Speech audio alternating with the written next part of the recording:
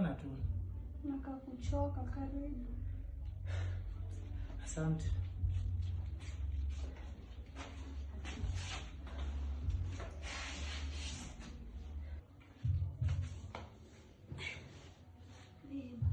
Mbona unaniambia uko sawa na mimi naona uko sawa? Shida ni gani?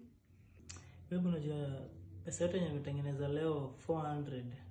Nimelipa mwenye pikipiki, so nimebaki bila anything. Hata nashindwa venye naosha vyombo hivyo tutakula nini? Cause sina anything sahi. Na umejaribu kutafuta any solution? Kuna watu wenye walipita hapo stage wakatupatia hizi reflectors za Mogo. Wakatuelezea kuhusu Mogo, hizi pikipiki za loan. Unalipa, unaweka deposit ya 32k, alafu unalipa around 350 daily. Yeah, ukishamaliza pikipiki inakuwa yako. Babe, but me I think that's the best solution.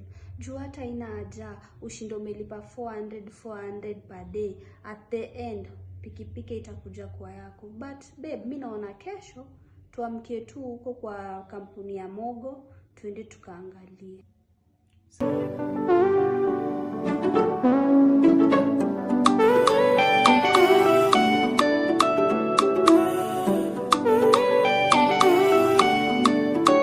I love you my baby. Nikipi unataka sema upewe. Hey. Karibu Mogo, naitwa Lucy, nikusaidia leo. Naitwa Okozi. Nilikuwa nataka kujua ni requirements gani mtu anafaa kuwa nayo ndio apewe pikipiki ya loan.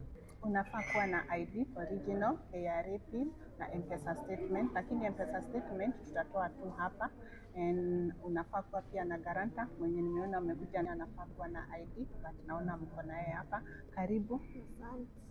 Na the lowest amount yenye mtu anafaa kuwa nayo ni pesa ngapi ndio apewe? The lowest ni 32,000. Yeah. Na hiyo the lowest pia iko na offer ya simu, smartphone. Wow. Yes.